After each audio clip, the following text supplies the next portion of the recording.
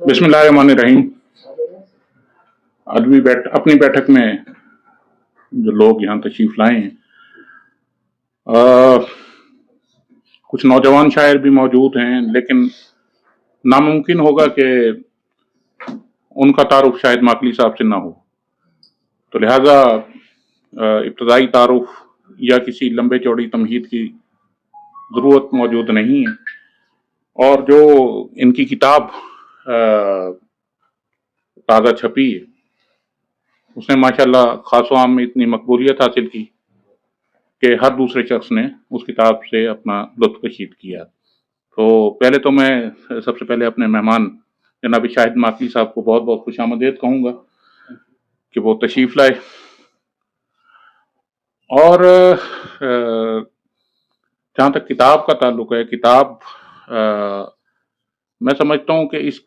इसका हम एक इजमाली जायज़ा के तौर पर तो बात कर सकते हैं, क्योंकि आम तकारीब में यही होता है कि वक्त इंतहाई मुख्तसर होता है, लंबी चौड़ी गुफ्तगू नहीं हो सकती।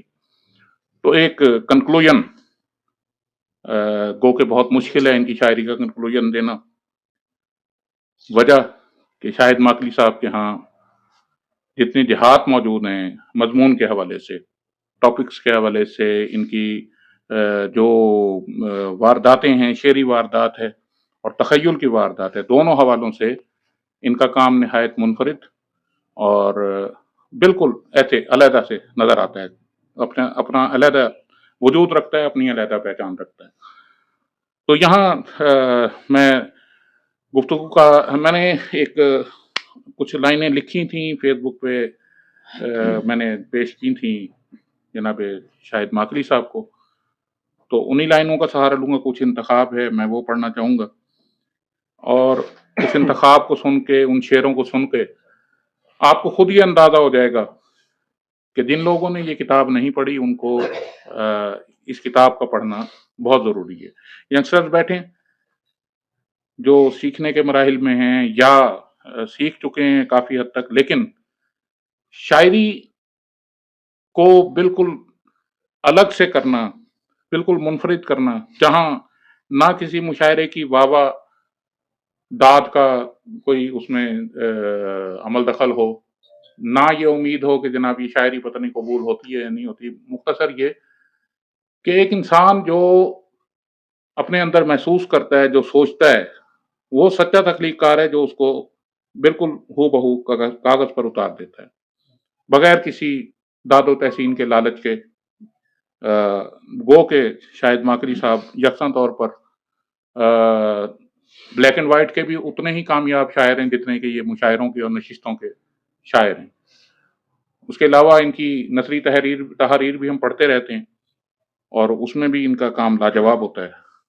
तो मैं चंद लाइनें आपकी खिदमत में इनकी शायरी के हवाले से पेश करता हूँ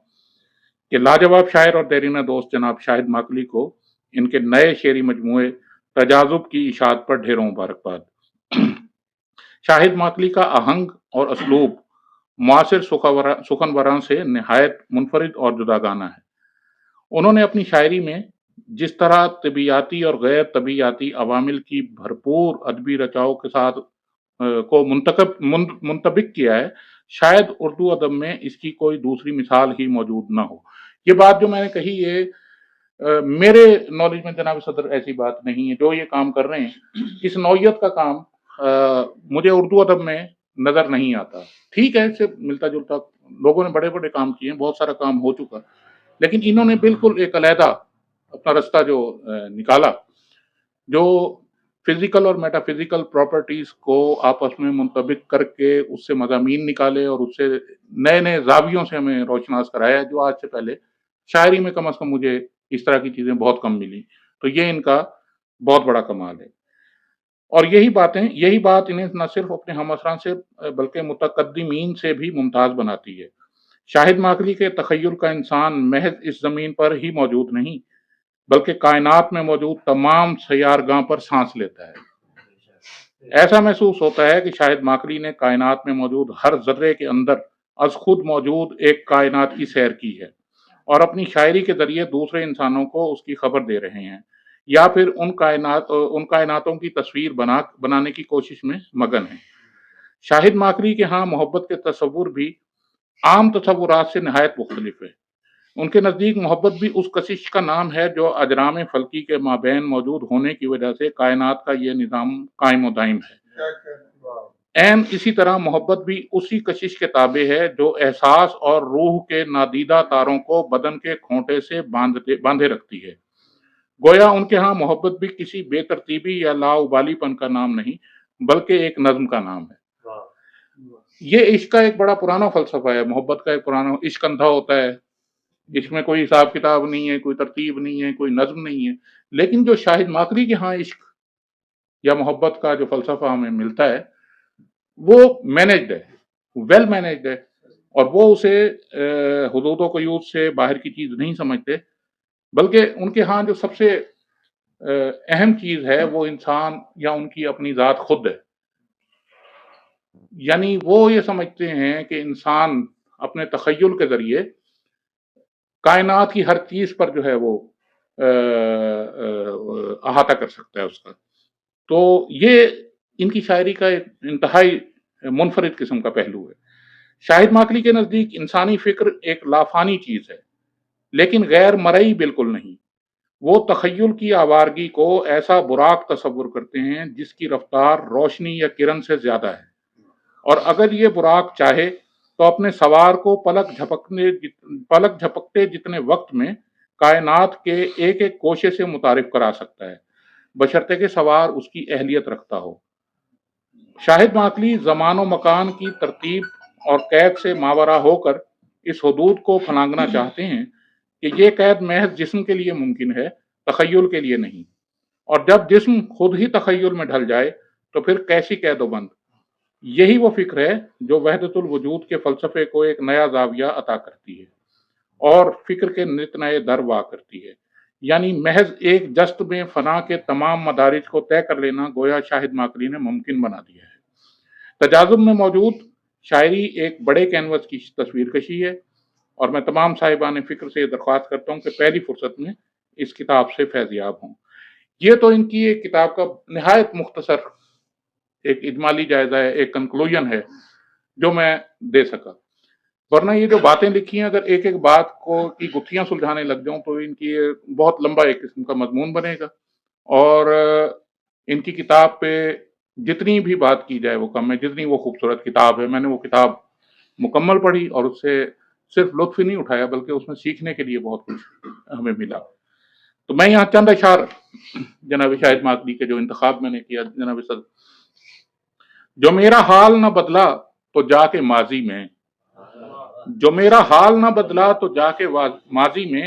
میں واقعات کی ترتیب ہی بدل آیا۔ اچھا، اب اس شعر میں دیکھیں، یہ ایک ذاتی واردات کے اوپر بات کی ہے، لیکن اس کا جو انہوں نے درو بست رکھا ہے وہ آج کی جو آپ کی ٹیکنالوجی ہے، جو سافٹ ویئر اور ہارڈ ویئر کا ایک تعلق بنتا ہے، ٹائم مشین کہہ لیں، اس کے علاوہ جو آپ کہتے ہیں جی ایک سیٹنگ تو ہے نا جو آپ کی پرماننٹ ہوئی ہوئی ہے، تو اندر جا کے جو ترتیب بدلنا ہے وہ جس کو آپ پراکسی سیٹنگ کہتے ہیں،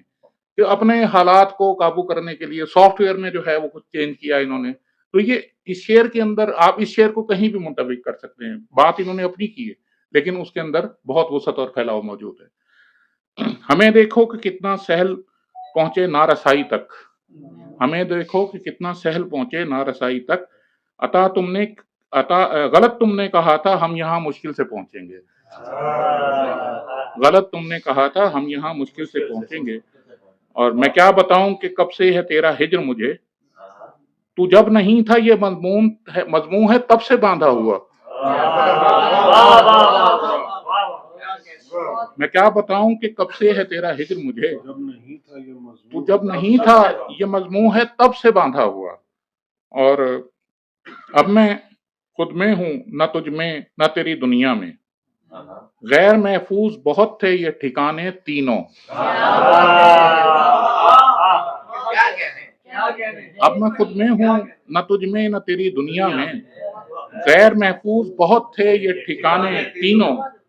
اور بھنور بنایا ہے، شعر دیکھیے، بھنور بنایا ہے خود میں یہ سیکھنے کے لیے،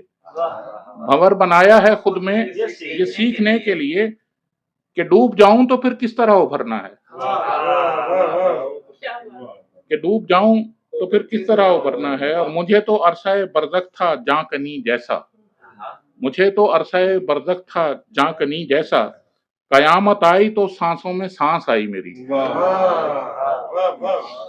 یعنی یہ بھی ایک جو انتظار کی کیفیت ہے، جو سسپینشن کی ایک کیفیت ہے، معلق رہتا ہے انسان، نہ ادھر کا نہ ادھر کا، تو کسی ایک طرف یعنی کہ انتہائی مصیبت کی طرف اگر اس کا نتیجہ نکلتا ہے تب بھی وہ شکر ادا کرتا ہے کہ یار کسی طرف تو گئے نا۔ تو یہ کتنے اچھے طریقے سے اس کیفیت کو انہوں نے پرویا۔ ہو رہا ہے کئی زبانوں میں، شعر دیکھیں،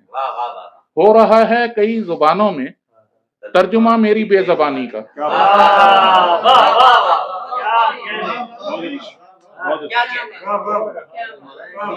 ہو رہا ہے کئی زبانوں میں ترجمہ میری بے زبانی کا۔ بہت لمبا انتخاب ہے، تو میں زیادہ وقت نہیں لینا چاہتا، کیونکہ اس کے بعد میرے محترم بڑے بھائی اشفاق ناصر صاحب نے بھی اس کتاب پر گفتگو کرنی ہے۔ بار دیگر اس خوبصورت کتاب کو عطا کرنے پر، اردو ادب کو ایسی کتاب دینے پر جناب شاہد ماتوری صاحب کو بہت بہت مبارکباد اور ان کا شکریہ، اور اسی کے ساتھ میں اپنے اجازت چاہتا ہوں۔